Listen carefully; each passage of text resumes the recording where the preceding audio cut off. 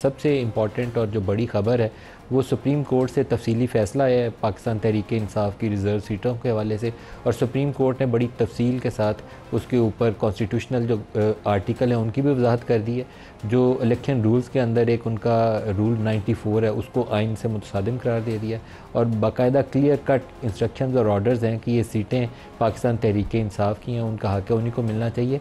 और एक उनकी ऑब्जर्वेशन है इलेक्शन कमीशन ऑफ पाकिस्तान के हवाले से जो बहुत ही पावरफुल है। वो कहते हैं कि इलेक्शन कमीशन ऑफ पाकिस्तान जो है मुकम्मल तौर पर नाकाम हो गया अपनी इलेक्शन के हवाले से ज़िम्मेदारियाँ अदा करने पे।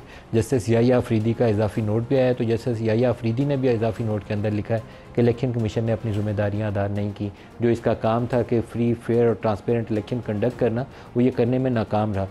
एक बात उन्होंने कही कि तहरीक इंसाफ की पिटीशन जो थी वो सुप्रीम कोर्ट के सामने नहीं थी, डिस्पाइट द फैक्ट कि 3 जून से केस चल रहा था, 26 को इन्होंने दरख्वास्त एक दायर की।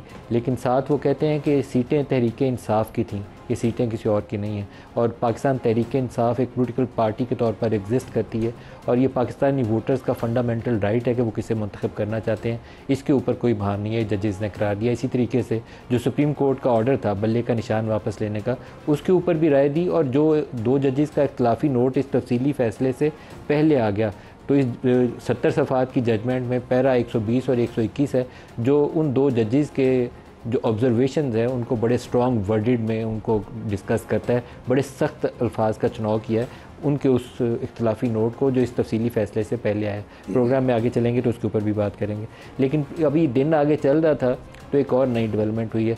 हुकूमत ने बड़े ढोल बजाए थे कि बड़ा क्रेडिट लिया था कि हमने practice and procedures act supreme court के अंदर ट्रांसपेरेंसी ले आए हैं। अब कोई एक फ़र्द वाहद जो है उसका इख्तियार नहीं है कि कौन सा बेंच बनेगा। बेंच फिक्सिंग के इल्ज़ामात PMLN से आई थिंक अगर मैं कोई कोशिश करूं तो मुझे मरियम नवाज़ की हो सकता है स्टेटमेंट्स मिल जाएं बेंच फिक्सिंग के ऊपर। तो बेंच फिक्सिंग का इल्ज़ाम किसके ऊपर था? बंदयाल साहब के ऊपर, जस्टिस उमर अतिया बंदयाल के ऊपर, कि वो मर्ज़ी के बेंच बनाते हैं। 3 जज वो कहा जाता था, जस्टिस एजाजुल हसन, जस्टिस मुनीब अख्तर या जस्टिस मुज़ाहिर अली अकबर नकवी, और चौथे वो खुद, इससे बाहर वो निकलते ही नहीं हैं। और ख़ास तौर पर जहाँ PTI और PMLN के मामला आ जाए, ये नून लीग के इल्ज़ाम थे, मैं इल्ज़ाम नहीं आयद कर रहा। तो इसके ऊपर प्रैक्टिस एंड प्रोसीजर एक्ट बना तो बहुत ढोल पीटे गए कि हमने तो ट्रांसपेरेंसी ले आए हैं, जमहूरियत आ गई है सुप्रीम कोर्ट के अंदर भी और बहुत मेरिट के ऊपर फैसले होंगे। खुद मौजूदा चीफ जस्टिस काजी फ़ायज़ ईसा साहब ने एक बड़ी पोजीशन ली, एक तगड़ी पोजीशन ली और तब तक ये अपने चैम्बर के अंदर बैठते रहे, कोर्ट प्रोसीडिंग्स का हिस्सा नहीं बने जब तक वो प्रैक्टिस एंड प्रोसीजर्स के हवाले से फ़ैसला नहीं हो जाता। तो वो सारे मामला होने के बाद एक्ट भी बन गया, सुप्रीम कोर्ट ने उसको एक्सेप्ट भी कर लिया। तो 2-4 रोज़ पहले हुकूमत को अचानक ख्याल आया कि नहीं, ये तो 3 जजों में अगर शुमार करें तो Qazi Faez Isa chief justice supreme court of Pakistan, senior most justice Mansoor Ali Shah, उसके बाद जस्टिस मुनीब अख्तर, तो ये 3 में से कुछ इसका काम उन्हें हुकूमत को लगा कि हमें पसंद नहीं आ रहा। तो उन्होंने कहा कि चीफ जस्टिस को इख्तियार दे देते हैं कि वो सीनियर मोस्ट जज जो जस्टिस मंसूर अली शाह उसके साथ किसी भी अपनी मर्ज़ी के जज को मुकर्रर कर सकते हैं। तो काजी फ़ायज़ ईसा साहब ने उसके ऊपर जस्टिस अमीनुद्दीन को उस कमेटी का रुकन बना दिया। आज जस्टिस मंसूर अली शाह जब उस कमेटी का इजलास हो रहा था तो उसमें शामिल होने से उन्होंने गुरेज़ किया और उसके बाद एक ख़त लिखा है जिसके अंदर जो उनका चौथा है पैरा, उसके अंदर उन्होंने कहा कि मौजूदा कॉन्स्टिट्यूशनल क्राइसिस के अंदर, ये अल्फाज हैं जस्टिस मंसूर अली शाह के, मौजूदा कॉन्स्टिट्यूशनल क्राइसिस, उन्होंने इसको कॉन्स्टिट्यूशनल क्राइसिस दिया। ये जो सारी अभी अदलिया की, पार्लिमान के और इलेक्शन कमीशन ऑफ पाकिस्तान के मबैन एक किस्म का तनाव चल रहा है, उसको कहा है कि मौजूदा कॉन्स्टिट्यूशनल क्राइसिस में ऐसी जल्दी क्या थी कि चीफ जस्टिस ने इधर से एक्ट बना, फौरी तौर पर इधर से ऑर्डिनेंस आया और फौरी तौर पर नई कमेटी तश्कील दे दी। फिर और जाके वो कहते हैं the concentration of ultimate administrative powers in the hands of a single individual such as the chief justice runs counter to the ideals of democratic governance and judicial fairness। उन्होंने कहा कि ये वन मैन शो बन जाएगा, ये अल्फाज हैं उनके, वन मैन शो के इसके अंदर लिखे हैं। फिर इसी तरीके से वो अपने लास्ट सफ़े पे जाके कहते हैं कि चीफ जस्टिस ने ये कमेटी जो कॉन्स्टिट्यूट कर रही है ये without any lawful jurisdiction and without consultation with his colleague judges seems to offend these principles and verdict of the full court। ये फुल कोर्ट की तरफ वो कहते हैं मामला जाना चाहिए था, वो इसके ऊपर जायज़ा लेती, उसके बगैर ये मामला ठीक नहीं है। इसी तरीके से ये राजा आमिर की कोई जजमेंट है जिसके अंदर ये कोर्ट वर्किंग के हवाले से तरीक़ाकार तय किया गया था, उसके ऊपर भी उन्होंने अपनी राय का इजहार किया है।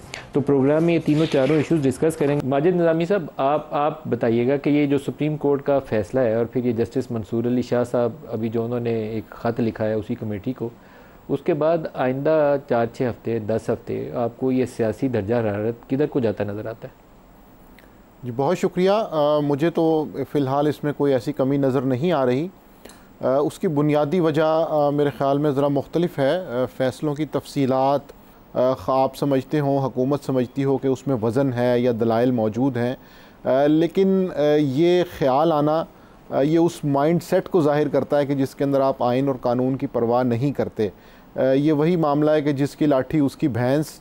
तो आपको सुप्रीम कोर्ट के फ़ैसले पसंद ना हो, ये बिल्कुल हो सकता है, आप उसके रिव्यू में जा सकते हैं, हुकूमत उस पर तनकीद कर सकती है, लेकिन ये माइंडसेट सामने आना कि उसके ऊपर इम्प्लीमेंटेशन ही नहीं होगी और सुप्रीम कोर्ट जो करना चाहती है वो कर ले, मैं समझता हूँ कि ये जो एक ख्याल या इस वक्त जो स्ट्रेटजी चल रही है हुकूमत की तरफ से या रियासत के दीगर इदारों की तरफ से, ये इंतहाई अफसोसनाक है। और इसके ऊपर बात होनी चाहिए कि जो आइन पार्लियामेंट को सुप्रीम बनाता है वही आइन आपको इस बात पे पाबंद करता है कि आप सुप्रीम कोर्ट के फ़ैसलों पर अमल दरामद करें। तो ये ऑप्शन निकाल के लेके आना, हमने देखा कि जब जुलाई का फ़ैसला भी आया तो उस वक़्त भी कुछ ऐसे लोग जो इदारों के करीब समझे जाते हैं वो उस वक़्त से ये कह रहे हैं कि अमल दरामद का तो सवाल ही पैदा नहीं होता, इसको छोड़ दें। तो फिर आप रियासत के उस बुनियादी ढांचे को नुकसान अभी जो मैच चल रहा है उस मैच की आप सूरत हाल देखें कि स्पीकर साहब ने नई पार्टी पोजीशन की लिस्ट जारी कर दी है, उन्होंने इलेक्शन कमीशन को ख़त लिख दिया, लेकिन 5 दफ़ा कोई इजलास कर चुका है। एक उन्होंने वजाहत भी मांगी थी और बेंच ने वो वजाहत भी बड़ी तगड़ी 5 दफ़ात के ऊपर जारी कर दी।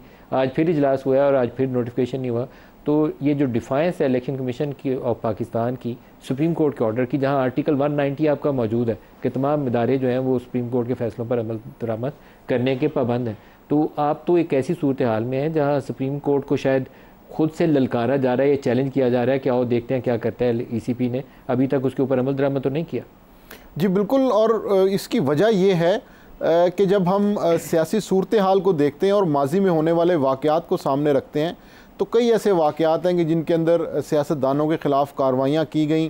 तो उस वक़्त रियासत के इदारे अदलिया के साथ खड़े थे। हमारे सामने यूसुफ रज़ा गिलानी का केस है, पानामा में मियाँ नवाज़ शरीफ का केस है, फिर तहरीक अदम एतमाद इमरान ख़ान साहब ने जो असम्बली में किया, उसके बाद जो सुप्रीम कोर्ट से फ़ैसले आए, उसके बाद एक फ़ैसला हमें ऐसा मिलता है कि जिसमें जस्टिस उमर अता बंदयाल ने कहा कि पंजाब के अंदर इलेक्शंस होने चाहिए, लेकिन उस वक्त चूँकि रियासत के दूसरे इदारे इस मूड में नहीं थे कि इसके ऊपर इम्प्लीमेंट करवाया जाए, तो हमने देखा कि सुप्रीम कोर्ट का हुक्म धरे का धरा रह गया और पोलिंग की तारीख़ आई और चली भी गई और कुछ भी नहीं हुआ।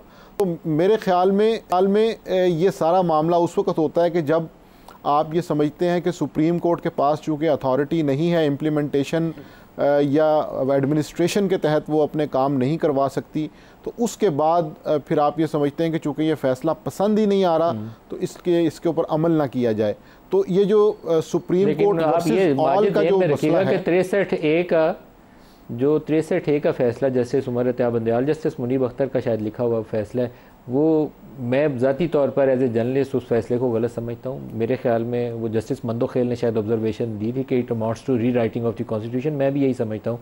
उसको अमल दरामद उस पर हुआ, पंजाब की हुकूमत गिरी भी उसके ऊपर, नई हुकूमत मार्ज़ वजूद में भी आई, तो वो नापसंदीदा फ़ैसला था उस वक्त की इस्टेब्लिशमेंट के लिए, लेकिन इसके बावजूद अमल हुआ। अब तो अमल ही नहीं हो रहा। जी बिल्कुल, उसकी वजह ये कि जब आप एक जगह से लिवरेज लेते हैं, कोई रियायत देते हैं, तो उसके बाद अगली दफ़ा आप ये तवक्को नहीं कर सकते कि वो मामला उससे पीछे जाएगा, वो उससे एक कदम आगे जाता है। तो जिस तरह आपने बात की कि उस फैसले के सही होने या गलत होने पे राय दी, तनकीद की लोगों ने, लेकिन इम्प्लीमेंटेशन हुई, उसके बाद हमने ये देखा कि अब ये मामला एक स्टेप आगे निकल चुका है कि यहाँ पे इम्प्लीमेंटेशन का तो दूर दूर तक सवाल ही पैदा नहीं होता। तो इसलिए मैं समझता हूँ कि बुनियादी तौर पे इदारों की जो लड़ाई है उसके अंदर वो जो बेसिक स्ट्रक्चर है उसको नुकसान पहुँच रहा है, जिसका फ़िलहाल किसी को ध्यान नहीं है, और ख़ुसूसन रियासती इदारे, हुकूमत और बाकी लोग जो हैं वो ये समझते हैं कि चूँकि इस वक्त वो इन पावर हैं तो इस वक्त वो ये सारा कुछ कर सकते हैं, लेकिन मंजरनामा बदलने में देर नहीं लगती। एक सियासी कीमत होती है। माजिद निज़ामी साहब, दोबारा सियासी सूरत हाल पे फौजी तबसरा नहीं, आपसे फौजी तबसरा जनरल जाहिद साहब ने कर लिया। ये जो इस वक्त इदारों वाला टकराव है, मैं तो सुप्रीम कोर्ट और हुकूमत के आपस के जो मामला है वो देख के परेशान हूँ कि ये किसी एक बड़े तूफ़ान का पेशखम है। ये ना हो कि एक दिन हम उठें तो एक नई खबर हमारे पास आई हो।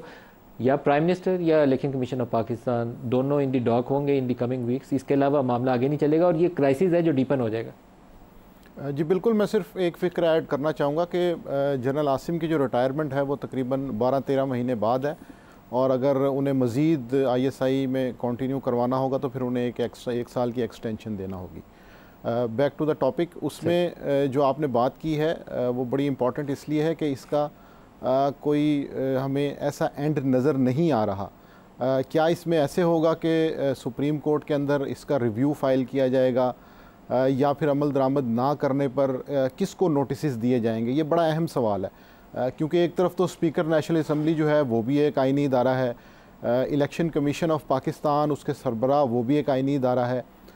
तो सुप्रीम कोर्ट की जानिब से ऐसा क्या किया जाएगा कि जिसके अंदर वो इस चीज़ को इंश्योर कर सकें कि उन्हें इस मामले के अंदर इम्प्लीमेंटेशन करवानी है? तो ये एक डेड लॉक की सी कैफियत नज़र आती है, और जहाँ पर डेड लॉक हो फिर वहाँ पर अमूमन जो ताकत रखते हैं, जो पावर रखते हैं, वही कामयाब होते हैं। सो इसमें मुझे नहीं लगता कि सुप्रीम कोर्ट किसी कॉन्टेम्प्ट के अंदर किसको नोटिस देगी। बड़ा अहम क्वेश्चन है कि क्या कौमी असम्बली। देखिए, मैंने यूसुफ रज़ा गिलानी वाला नवाज शरीफ का स्टेटमेंट इसीलिए आपको सुनाया। यूसुफ रज़ा गिलानी को कहा गया था कि वो जो स्विस कोर्ट्स वाला एक ख़त लिखें, ख़त नहीं था लिखा। अदालत ने till the rising of the court एक इलेक्टेड प्राइम मिनिस्टर को 30 सेकंड के लिए कहा कि बस ये तेरी सज़ा है, 5 साल के लिए नाहिद। तो उस वक्त अदालत कर सकती थी ये काम। आज क्वेश्चन ये है कि आज अदालत ये काम कर सकती है? अभी तक मुझे लगता है कि ये मामला जिस हद तक फंस चुका है, तो अब अदलिया की जानिब से भी बड़ा सोचो विचार के बाद कोई फ़ैसला सामने आएगा। उसकी वजह यह है कि ये बात दुरुस्त है कि जब अपोजिशन में सियासी रहनुमा होते हैं तो उनके दावे और होते हैं। हम इमरान ख़ान साहब के बारे में बातें करते थे कि उनके बयानात वापस हो जाते हैं या बिल्कुल वो अपने बयानात के बरक्स करते हैं, लेकिन यहाँ पर तो हमें मरीम नवाज़ साहिबा और नवाज़ शरीफ साहब के बयानात भी ऐसे मिल रहे हैं कि जिनके बिल्कुल बरक्स इस वक्त किया जा रहा है। सो ये बात बिल्कुल दुरुस्त है कि अपोजिशन। मेरे पास प्रोग्राम का वक्त ख़त्म हो गया।